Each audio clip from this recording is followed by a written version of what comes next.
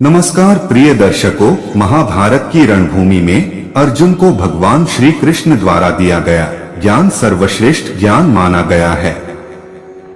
इसमें भगवान श्री कृष्ण ने जीवनोपयोगी कई बातें बताई हैं, जिन्हें अगर व्यक्ति अपने जीवन में उतार लेता है तो उसके लिए सफलता प्राप्त करना बहुत ही आसान हो जाता है और जीवन में कभी धोखा नहीं खाओगे। दर्शकों, हम लोग बहुत सारा टाइम बिना काम के वीडियो देखने में वेस्ट करते हैं, लेकिन यही थोड़ा टाइम ऐसे वीडियो सुनने में दोगे तो अपने जीवन में कभी धोखा नहीं खाओगे, हमेशा सफलता के रास्ते पे ही जाओगे। तो इस वीडियो को ध्यान से और अंत तक जरूर सुने और सच्चे दिल से कमेंट में जय श्री कृष्ण जरूर लिखें। दर्शकों, किसी भी इंसान के आगे कभी भी अपनी कमजोरी का व्याख्यान न करें। मनुष्य को किसी भी व्यक्ति से ज्यादा लगाव नहीं रखना चाहिए, क्योंकि किसी भी रिश्ते में दोनों तरफ से बराबर का व्यवहार न हो तो धोखा मिलना तय होता है। किसी भी व्यक्ति के नजदीक जाने और उसे दोस्त बनाने से पहले यह जांच लेना चाहिए कि सामने वाला किसी लालच में तो आपके साथ दोस्ती नहीं कर रहा। अंत में ये मेरा व्यक्तिगत अनुभव रहा है कि दुनिया में किसी भी इंसान पर 100% भरोसा कभी नहीं करना चाहिए। समय के साथ हर व्यक्ति की पसंद और नापसंद बदल जाती है। किसी को भी आपसे प्यार करने के लिए मजबूर न करें, क्योंकि इस प्रकार का रिश्ता कभी सफल नहीं होता। छोटे छोटे क्षणों का आनंद लेने की कोशिश करें और खुद के द्वारा किए गए कार्य से खुद को खुश रखें। अगर खुश रहना है तो यह ध्यान रखें कि किसी को समझे बिना किसी से कोई उम्मीद ना करें, चाहे वह खुद क्यों ना हो। वही करें जो आपको पसंद है, लेकिन इससे पहले सोचें कि यह फायदेमंद है या नहीं। किसी भी व्यक्ति पर आसानी से भरोसा ना करें। किसी को समझना वास्तव जीवन में बहुत मुश्किल है। जो मनुष्य गीता की बातों को अपनाते हैं उनका जीवन संवर जाता है। इसका अनुसरण करने से व्यक्ति अंदर से मजबूत बनता है। गीता में लिखा है कि किसी को धोखा देना एक कर्ज की तरह है। श्रीमद् भागवत गीता में भगवान कृष्ण के उपदेशों का वर्णन है। गीता के ये उपदेश श्री कृष्ण ने महाभारत युद्ध के दौरान अर्जुन को दिए थे। गीता में दिए उपदेश आज भी उतने ही प्रासंगिक हैं और मनुष्य को जीवन जीने की सही राह दिखाते हैं। गीता की बातों को जीवन में अपनाने से व्यक्ति को खूब तरक्की मिलती है। श्रीमद् भागवत गीता की बातों को अपनाने से जीवन संवर जाता है। इन बातों का अनुसरण करने से व्यक्ति के अंदर से क्रोध और ईर्ष्या की भावना खत्म होती है। गीता में श्री कृष्ण ने बताया है कि किसी को धोखा देना क्यों एक कर्ज की तरह है। गीता में श्री कृष्ण कहते हैं कि किसी को धोखा देना एक कर्ज है जो आपको किसी और के हाथों एक ना एक दिन जरूर मिलेगा। गीता में लिखा है कि समय का चक्र बहुत तेज चलता है, इसलिए ना तो अपने बल का अहंकार करें और ना ही अपने धन का। जीवन का हर दांव जीतना है तो बल से ज्यादा बुद्धि का उपयोग करें, क्योंकि बल लड़ना सिखाता है और बुद्धि जीतना। श्रीमद् भागवत गीता में श्री कृष्ण कहते हैं कि यदि किसी काम को करने में डर लगे तो याद रखना यह संकेत है कि आपका काम वाकई में बहादुरी से भरा हुआ है। गीता के अनुसार नेत्र केवल हमें दृष्टि प्रदान करते हैं, परंतु हम कब किस में क्या देखते हैं ये हमारी भावनाओं पर निर्भर करता है। श्री कृष्ण कहते हैं कि मनुष्य को स्वयं को ईश्वर में लीन कर देना चाहिए। ईश्वर के सिवाय मनुष्य का कोई नहीं होता है। इसके साथ ही यह मानकर कर्म करना चाहिए कि वह भी किसी का नहीं है। भोग से मिलने वाला सुख क्षणिक होता है, जबकि त्याग में स्थायी आनंद मिलता है। श्री कृष्ण कहते हैं कि सत्संग ईश्वर की कृपा से मिलता है, परंतु कुसंगति में भी मनुष्य अपने कर्मों से पड़ता है। गीता के अनुसार जीत और हार आपकी सोच पर निर्भर करती हैं। मान लो तो हार होगी और ठान लो तो जीत होगी। यह सोचो कि दूसरे को धोखा देकर कोई सुखी हो सकता है। ये गलत है। इस दुनिया में जो दूसरों को धोखा देते हैं वो आप उनसे भी बड़ा धोखा खाते हैं, और उनकी खुद की जिंदगी भी उनके साथ धोखा करती है। हमें सिर्फ नजर नहीं आता कि उनके जीवन में बीमारियां उन्हें घेर लेती हैं। उनके बच्चे उन्हें धोखा देते हैं, उनके अपने उनके साथ छल करते हैं। यह नियम है परमेश्वर का। अगर तुम किसी के साथ बुरा करोगे तो उससे दोगुना तुम्हारे साथ होगा। बस हर चीज का एक समय है।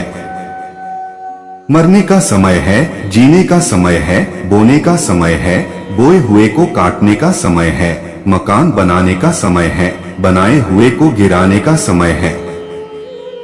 परमेश्वर ने हर किसी बात का समय नियुक्त किया है।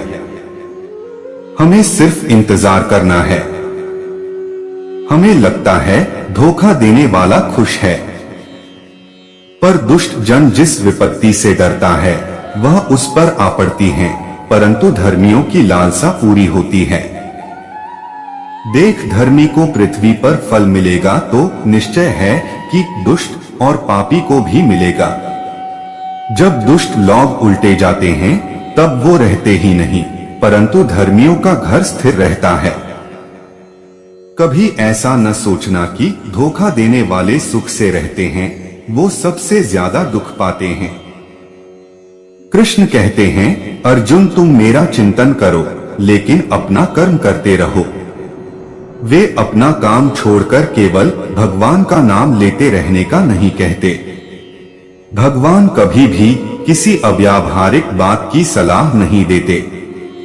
गीता में लिखा है, बिना कर्म के जीवन बना नहीं रह सकता। कर्म से मनुष्य को जो सिद्धि प्राप्त हो सकती है वह तो संन्यास से भी नहीं मिल सकती। व्यक्ति को अपने स्वभाव के अनुसार काम आजीविका चुननी चाहिए, वह काम जिसमें उसे खुशी मिलती हो। हम अपनी प्रकृति और क्षमता के अनुसार काम करें, अपने अस्तित्व की जरूरत के अनुसार काम करें। गीता में यह भी लिखा है कि जो काम आपके हाथ में इस समय है, यानी वर्तमान कर्म, उससे अच्छा कुछ नहीं है।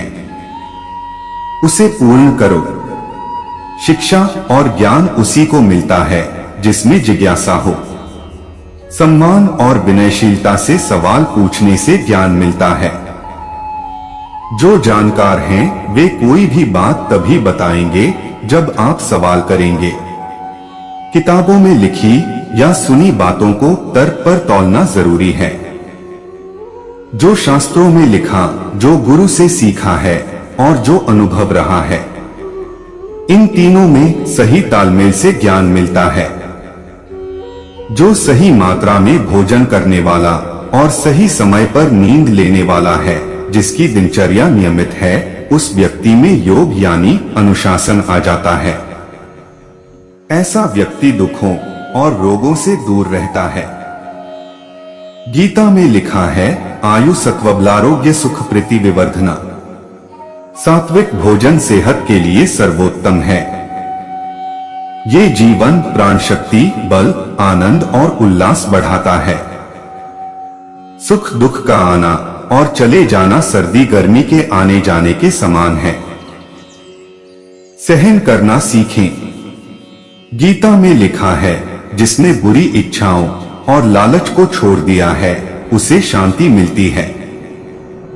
कोई भी इच्छाओं से मुक्त नहीं हो सकता, पर इच्छा की गुणवत्ता बदलनी होती है। क्या कोई इंसान किसी को धोखा देकर ईश्वर की नजरों से बच सकता है? इसका जवाब मैं एक कहानी के मार्फत देना चाहूंगा। एक बहुत महान सिद्ध फकीर थे जो आबादी से थोड़ी दूर जंगल के पास रहते थे। उनके पास 3 व्यक्ति शिष्य बनने के लिए पहुंचे।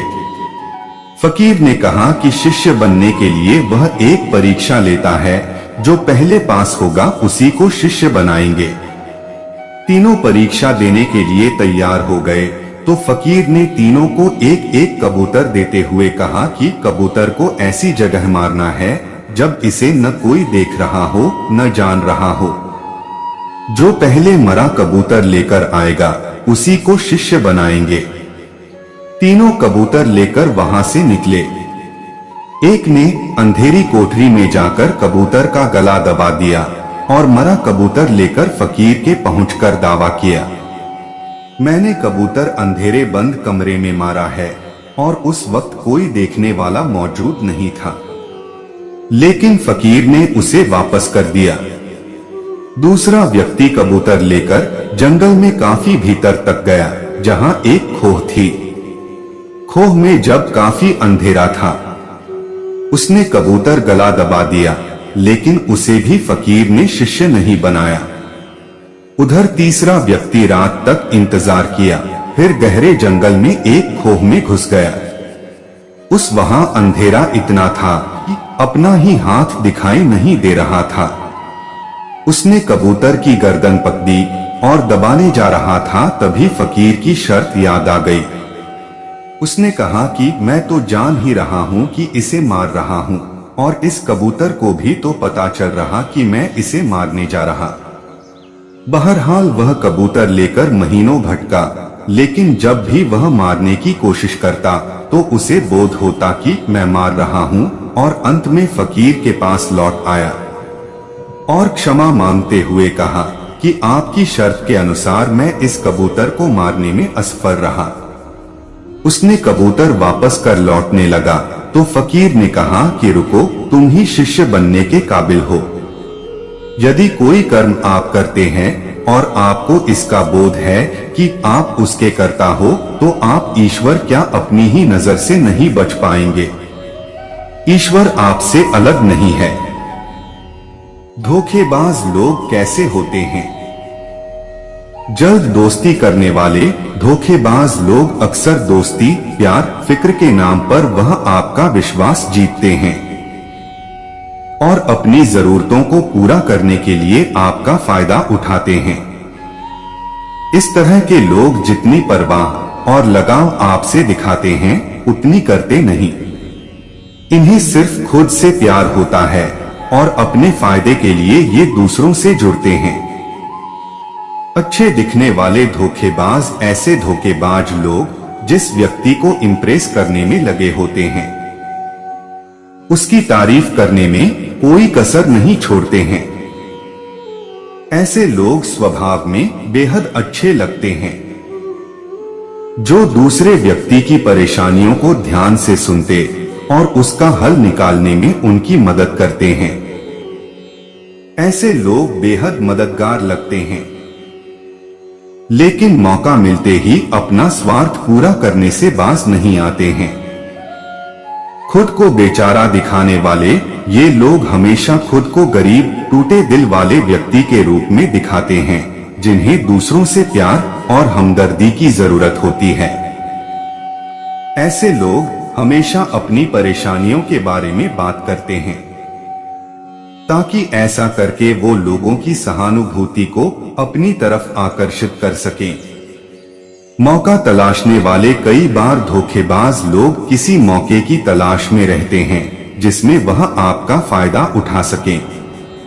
उनका आपसे अच्छा संबंध होता है, लेकिन जब आपको उनकी सबसे ज्यादा जरूरत होती है तो वह इस मौके पर आपका साथ छोड़ देते हैं। ऐसे प्रोफेशनल धोखेबाज भी होते हैं जो एक साथ 2 लोगों के साथ अफेयर में हो सकते हैं या किसी रिलेशनशिप में पहले से होते हुए किसी मौके पर आपका फायदा उठाने का सोचते हैं। उन्हें आपकी भावनाओं की परवाह नहीं होती और न ही अपने काम पर पछतावा होता है। वह अपने किए गए कामों को छुपाने में माहिर होते हैं। गीता मनुष्य को धर्म, कर्म और प्रेम का पाठ पढ़ाती है। गीता का ज्ञान मानव जीवन के लिए बहुमूल्य है। गीता में श्री कृष्ण ने मनुष्य के बर्बाद होने के कुछ कारण बताए हैं। मनुष्य को जीवन जीने की सही राह दिखाते हैं। गीता जीवन में धर्म, कर्म और प्रेम का पाठ पढ़ाती है। गीता संपूर्ण जीवन दर्शन है और इसका अनुसरण करने वाला व्यक्ति जीवन में कभी निराश नहीं होता है।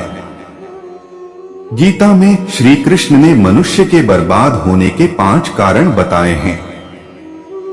गीता में श्री कृष्ण कहते हैं, इंसान के बर्बाद होने के 5 कारण हैं: नींद, गुस्सा, डर, थकान और काम टालने की आदत।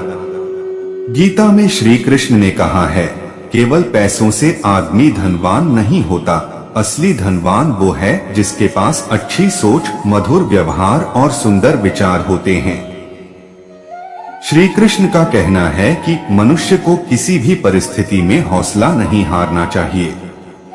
जब तक आपकी सोच और विचार अच्छे नहीं हो जाते, तब तक आपके अच्छे दिन नहीं आते हैं। गीता में लिखा है कि ज्यादा खुश या फिर ज्यादा दुखी होने पर निर्णय नहीं लेना चाहिए, क्योंकि यह दोनों परिस्थितियां आपको सही निर्णय नहीं लेने देती हैं। यदि तुम्हारे अंदर खुद को बदलने की ताकत नहीं है, तो तुम्हारा कोई अधिकार नहीं कि तुम भगवान या भाग्य को दोष दो। जो लोग अपने कर्मों के अलावा मन में कोई भी अन्य विचार लाते हैं, वो लोग अपने लक्ष्य से आसानी से भटका जाते हैं। गीता के अनुसार व्यक्ति को कभी भी अपने कर्मों पर संदेह नहीं करना चाहिए। ऐसा करने पर व्यक्ति अपना ही नुकसान कर बैठता है। इसलिए सफलता प्राप्त करना चाहते हैं तो जो भी कार्य करें उसे पूरे विश्वास के साथ करें। बिना किसी संदेह के पूरा किए गए काम में ही व्यक्ति को सफलता मिलती है। गीता में श्री कृष्ण कहते हैं कि किसी भी कार्य में सफलता प्राप्त करने के लिए मन पर नियंत्रण रखना बहुत जरूरी है। काम करते वक्त अपने मन को हमेशा शांत और स्थिर रखना चाहिए। क्रोध बुद्धि का नाश करता है और इसकी वजह से बने बनाए काम भी बिगड़ जाते हैं। इसलिए क्रोधी व्यक्ति भी अपने लक्ष्य को जल्दी प्राप्त नहीं कर पाते। गीता के अनुसार किसी वस्तु के प्रति अधिक मोह ही मनुष्य के दुख और असफलता का कारण बनता है। इसलिए मनुष्य को अपनी किसी भी वस्तु से बहुत अधिक लगाव नहीं रखना चाहिए। अत्यधिक लगाव से व्यक्ति में क्रोध और दुख का भाव उत्पन्न होता है। इसकी वजह से वह अपने कर्म पर ध्यान नहीं लगा पाता। इसलिए मनुष्य को अत्यधिक लगाव से बचना चाहिए। श्री कृष्ण के अनुसार किसी भी कार्य में सफलता प्राप्त करने के लिए सबसे पहले अपने भीतर छिपे डर को खत्म करना जरूरी है। यह शिक्षा भगवान ने अर्जुन को भी दी थी और कहा था कि अगर युद्ध में तुम मारे गए तो स्वर्ग मिलेगा और अगर जीत गए तो धरती पर राज मिलेगा। इसलिए अपने मन से डर को खत्म कर दो। भगवत गीता में श्री कृष्णा ने ऐसा क्यों कहा है कि कर्म करो, फल की चिंता मत करो, जबकि मैं सोचता हूँ कि जब फल के बारे में पता होगा तभी तो आदमी कर्म करेगा। भगवत गीता में श्री कृष्ण ने कर्म करो, फल की चिंता मत करो ऐसा इसीलिए कहा कि कर्म करना प्रत्येक व्यक्ति का कर्तव्य है। जो व्यक्ति कर्म नहीं करता है, इसका मतलब है कि वह अकर्मण्य है तथा अपने कर्तव्य का पालन नहीं कर रहा है, तथा जो कर्तव्य का पालन नहीं करता है वह पाप का भागी होता है, तथा वह अपने लक्ष्य की प्राप्ति नहीं कर सकता है। फल प्राप्ति होगी या नहीं यह व्यक्ति के वश में नहीं है, किंतु कर्म करना उसके वश में है। कर्म करने में ही तेरा अधिकार है, फल पर नहीं। इस कथन का यही मतलब है कि तुम्हारा कर्तव्य मात्र कर्म करना है, न कि कर्म के फल की आशा करना। फल मिलना या न मिलना तुम्हारे हाथ में नहीं है। कर्मण्येव अधिकारस्ते मा फलेषु कदाचन। इसका सार यह है कि आपको मात्र काम करने का अधिकार है, क्योंकि काम करना आपके कर्तव्य है, लेकिन कोई विशेषाधिकार नहीं। आपको लगता है कि मैं काम क्यों करूं, महीने के अंत में मुझे जो चाहिए वो मिलेगा। लोग कारखानों, बैंकों और कार्यालयों के बाहर बैठते हैं, मैं काम करता हूं या नहीं, मुझे मेरा वेतन मिलेगा। यह रवैया इस दुनिया में अपने अस्तित्व के आसपास के वातावरण के साथ संबंध को न समझने के कारण उत्पन्न होता है। दृश्यमान संतुष्टि के लिए मत सोचो। गीता आपको बताएगी कि तत्काल दिखाई देने वाली संतुष्टि बाद में दुख का स्रोत होगी। शुरू में जीवन बहुत कठिन लगता है, यह कांटे की तरह चुभता है, लेकिन यह आपको फल देगा।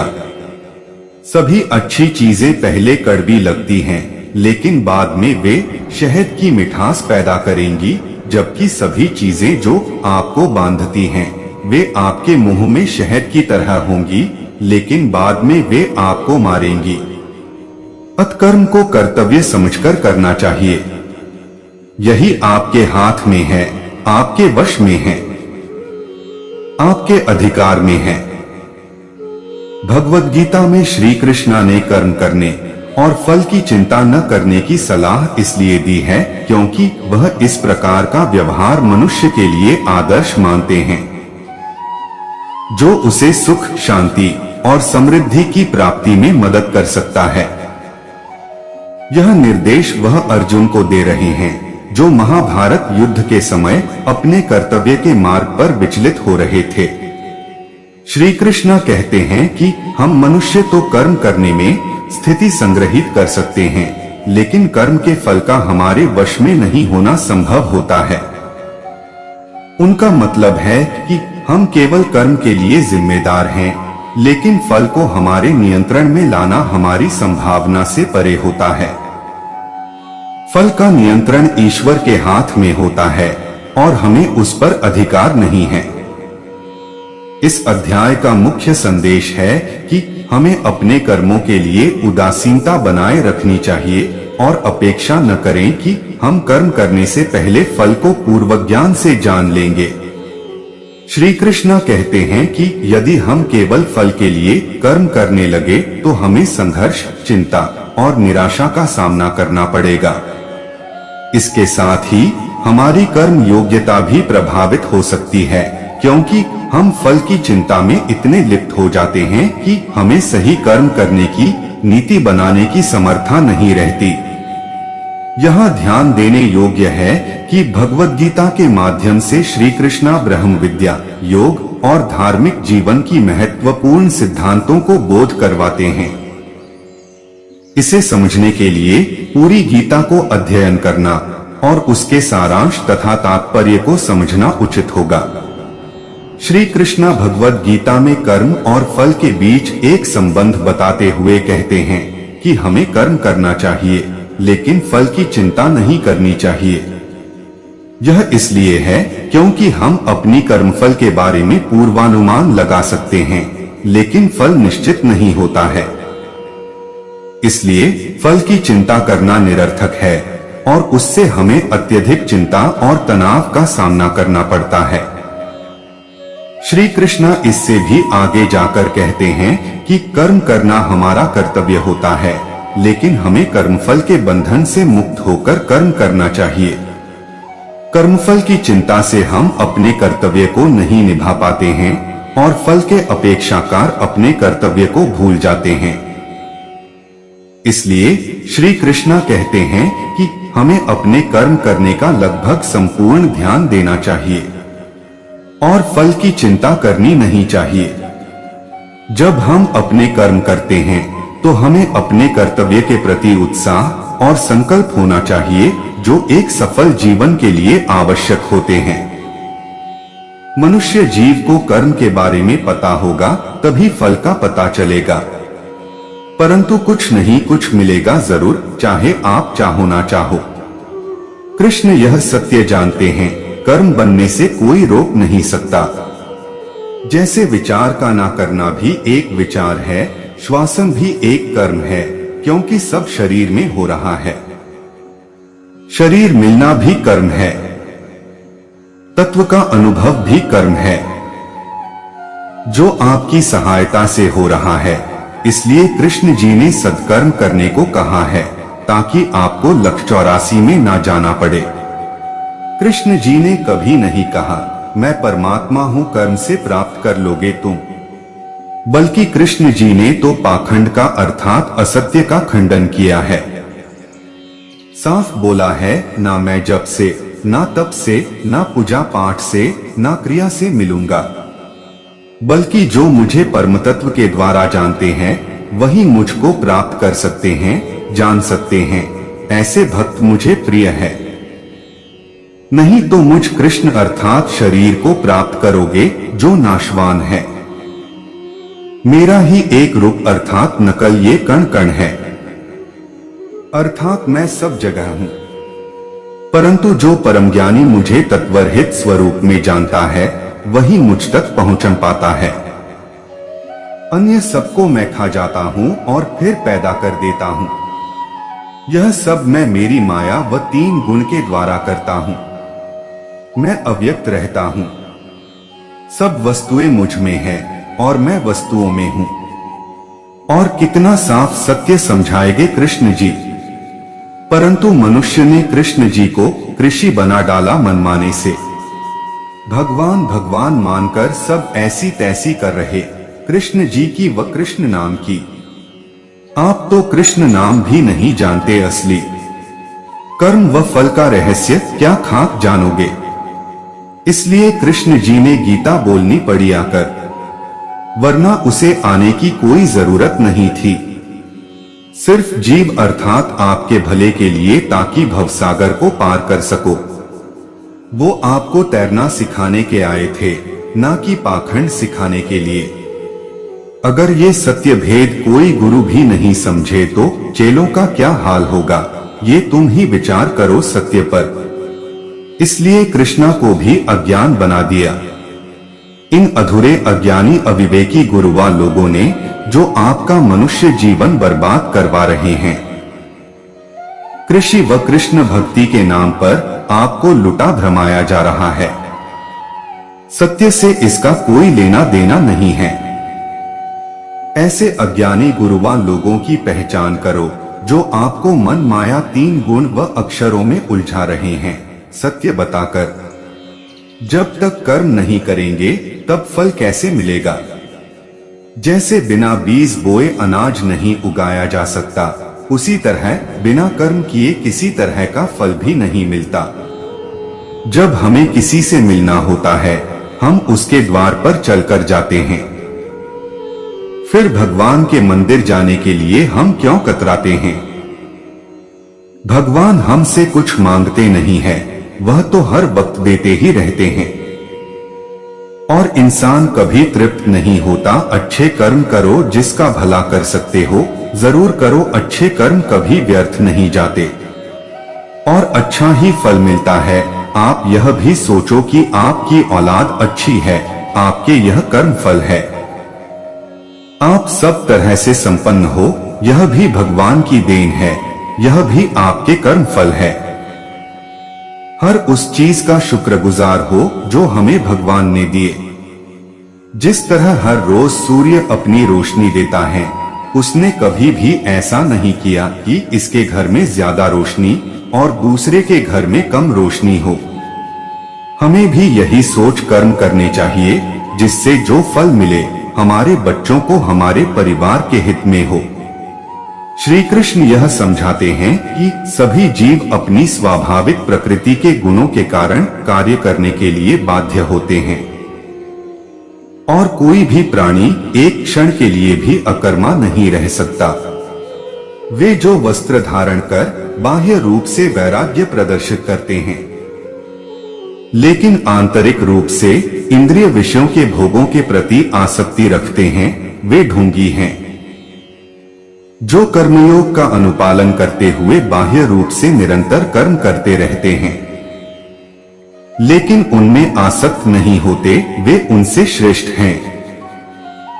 इसके बाद श्री कृष्ण इस पर बल देते हैं कि सभी जीवित प्राणियों को भगवान की सृष्टि की व्यवस्था के अभिन्न अंग के रूप में अपने दायित्वों का निर्वहन करना पड़ता है।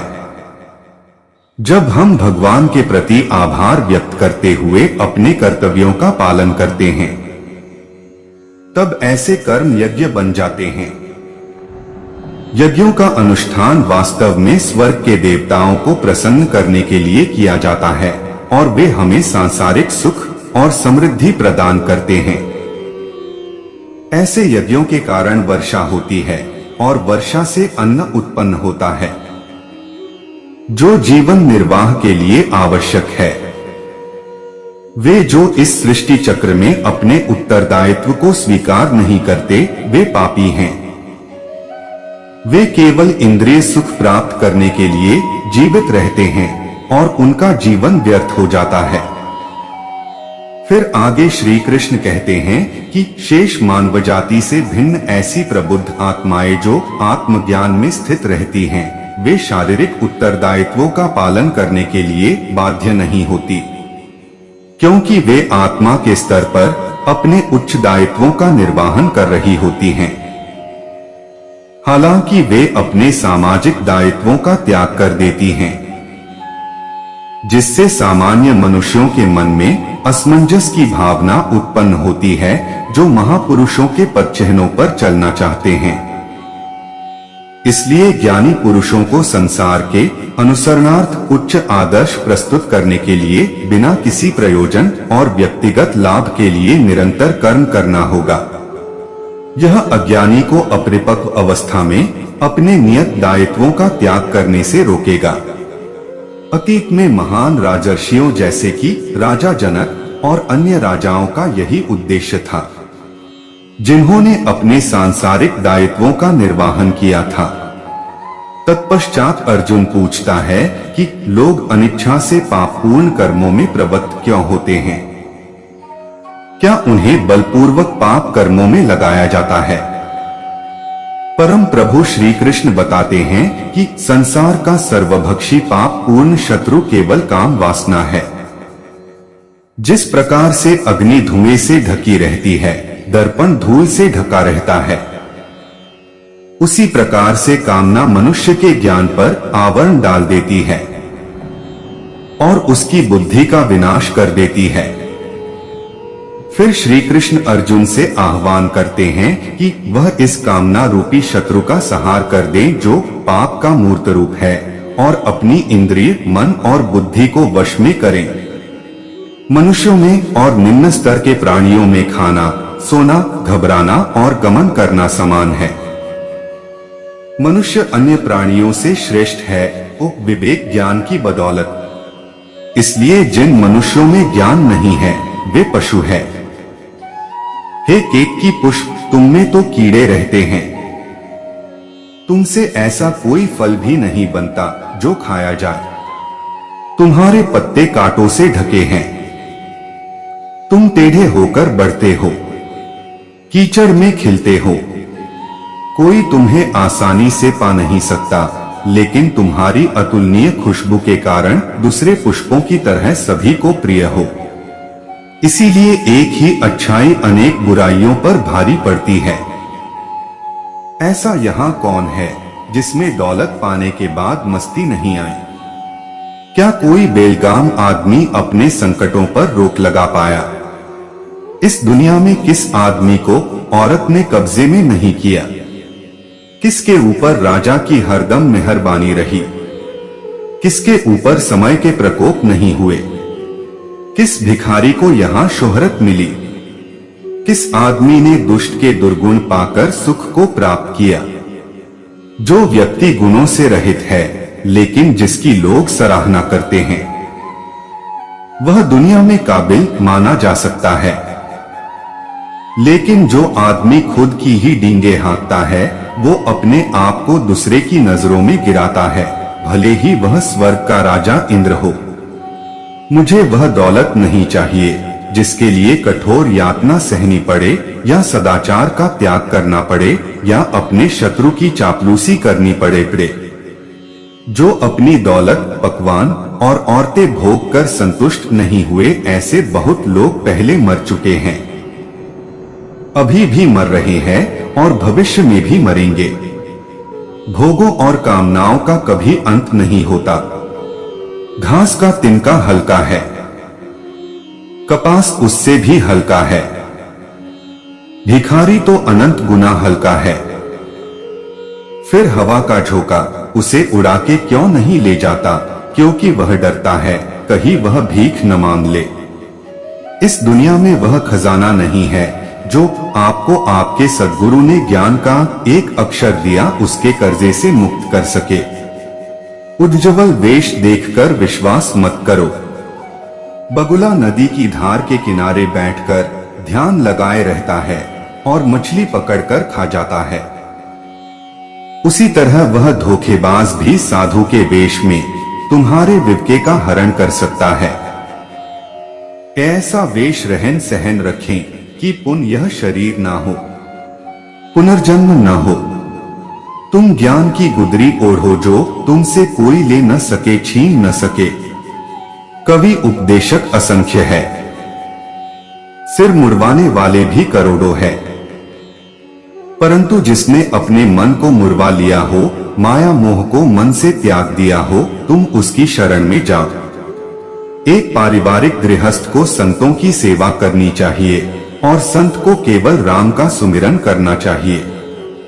इसमें कोई भ्रम या धोखा नहीं है। दोनों का यही काम है और इसी में दोनों का कल्याण है। चतुराई से प्रभु की प्राप्ति संभव नहीं है, यह एक मूल बात है। एक निर्मोही एवं निराधार को प्रभु दीनानाथ अपना बना लेते हैं। जिसका चाल चलन बगुले की तरह छल कपट वाला है, लेकिन संसार की नजर में वह हंस जैसा अच्छा कहलाता है, वह मुक्ति का मोती नहीं चुक सकता है। वह मृत्यु के फांस में अवश्य गिरेगा। जब माला तिलक लगाना आदि से कोई उद्देश्य पूरा नहीं होता है। अपरिपक्व मन से माला गिनने और नाचने से नहीं होगा।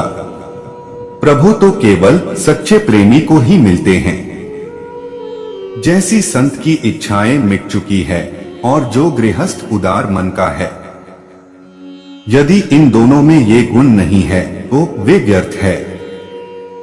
वे इस संसार सागर को पार करने में असमर्थ रहते हैं।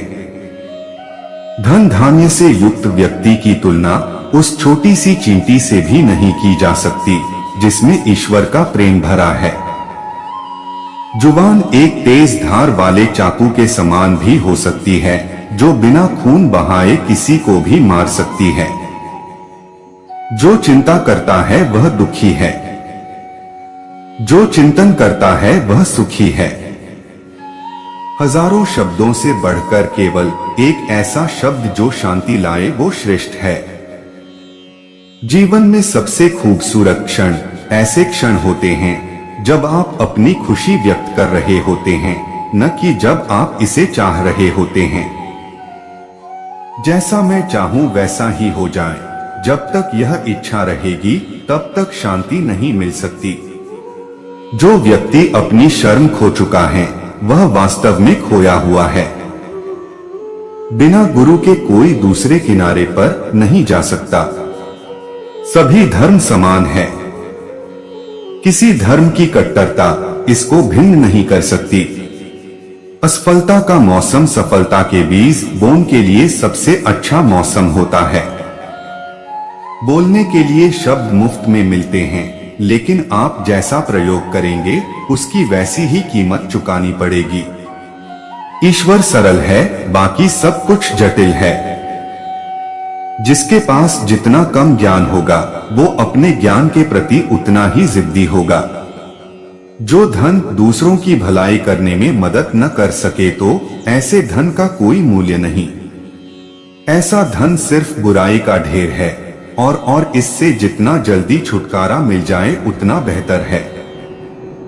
ईश्वर भक्ति में अमीर गरीब का कोई महत्व नहीं है। जो व्यक्ति पवित्र और साहसी है वो कुछ भी कर सकता है।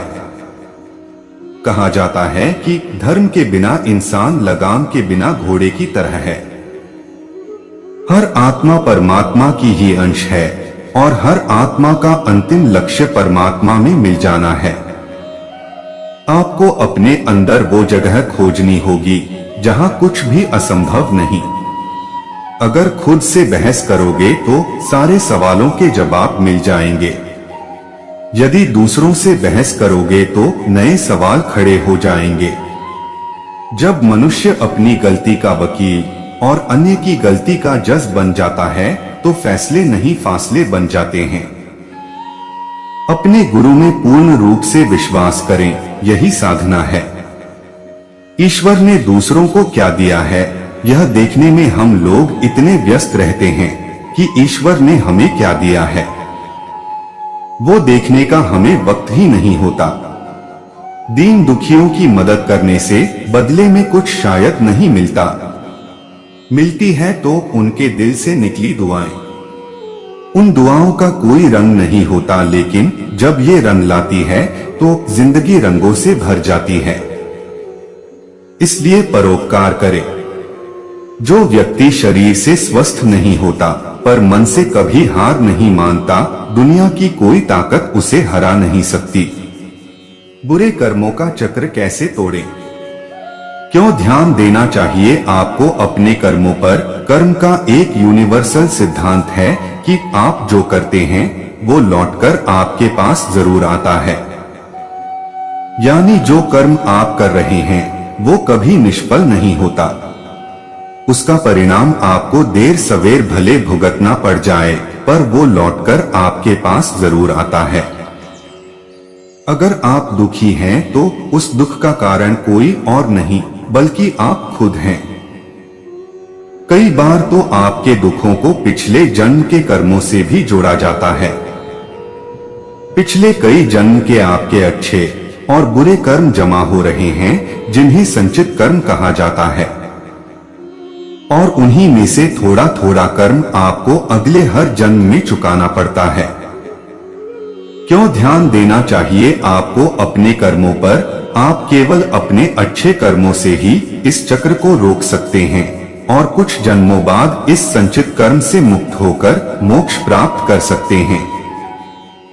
लेकिन अगर आप हर जन्म में बुरे कर्म भी करते जाएंगे तो ये कर्मों की गठरी घटने की बजाय बढ़ती ही जाएगी और न तो आपके दुखों का अंत होगा और न ही जन्मों के चक्र का। दुख आपके कर्मों का फल है। यह तभी दूर हो सकता है जब मन को अशुभ प्रभावों से बचाया जाए। अशुभ कर्म करने वाले व्यक्ति को फल भोग के लिए जन्म लेना ही होगा। तरीके जिससे अच्छे कर्म का आप हिस्सा बन जाते हैं। कर्म सिद्धांत में जन्म लेना अपने आप में महान कष्ट है, क्योंकि जन्म का संबंध मृत्यु से है। मृत्यु सबसे डरावना कष्ट माना गया है। इसलिए यदि इस कष्ट से छुटकारा पाना है तो जन्म की परंपरा को समाप्त करना होगा। कई लोग अपनी आत्मा को इस जन्म के चक्र से बचाना भी चाहते हैं। वे ये तो समझते हैं कि अच्छे कर्म बुरे कर्मों के प्रभाव को कम कर देते हैं, जिससे वर्तमान जीवन में मिलने वाला दुख खत्म हो जाता है।